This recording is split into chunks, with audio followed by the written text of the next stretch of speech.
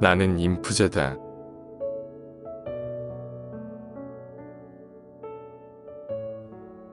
MBTI 성격 테스트를 했다. 나는 인프제가 나왔다. 수염난 할아버지가 꼬챙이를 들고 있는데 그 할아버지가 나다. 마음은 내향성 98, 에너지는 직관형 78, 본성은 원칙주의형 64, 전술은 계획형 75, 자아는 신중형 90.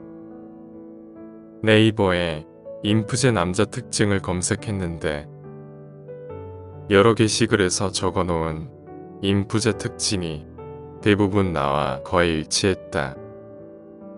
전혀 맞지 않는 부분이 한두 개 나온다면 웃고 지나갈 텐데 딱히 그런 부분도 없어 보인다. 콜드리딩에 관심이 많아서 마치 본인에게만 해당하는 것처럼 그럴듯하게 말하는 걸 잘 파악하는 편인데 이번 경우는 해당되지 않아 보인다. 뭐든 그래서 공통적으로 나타나는 부분이 있는데 생각이 많고 상상력이 풍부하며 세계 인구의 1%로 적고 쉽게 파악하기 힘든 성격이며 직관적이며 남들에게 피해를 주는 것을 싫어하며 선이 존재한다는 것, 상처를 쉽게 받으며 고독을 즐기는 유형. 사실 생각이 많은 것과 상상력이 풍부한 건 때려야 뗄 수 없는 관계이긴 하다. 또한 남들에게 피해를 주는 것을 싫어하는 것과 선을 넘는 것에 엄격하다는 것도 마찬가지다. 나도 피해를 받기 싫으니 타인에게도 피해를 주지 않겠다는 마음가짐이다. 다만 내가 놀란 점은 인프제 유형의 사람이 전 세계적으로 1에서 2%의 비중을 차지할 만큼 비율이 적다는 점이다.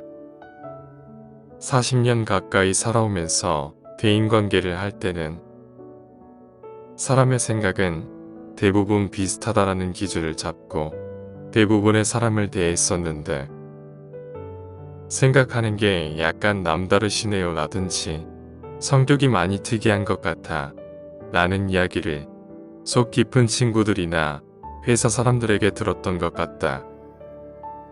가까운 사람들에게 직접 들은 게 여러 번이니 적당한 거리의 사람들은 더 많이 느끼지 않으셨을까?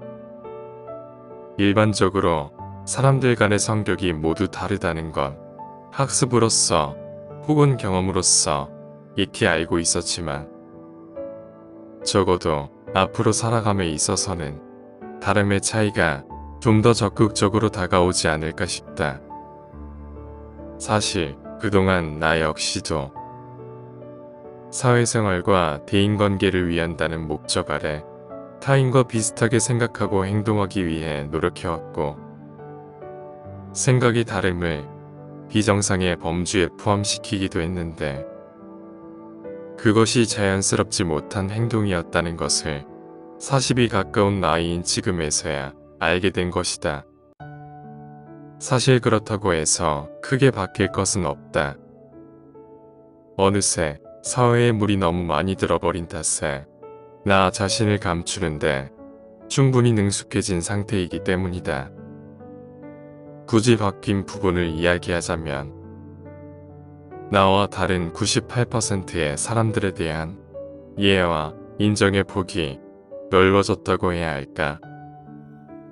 애초에 검사 결과를 맹신하지 않고 그저 가볍게 참고만 할 생각이었으니 이 정도 마음가짐의 변화만으로도 충분하지 않을까 싶다.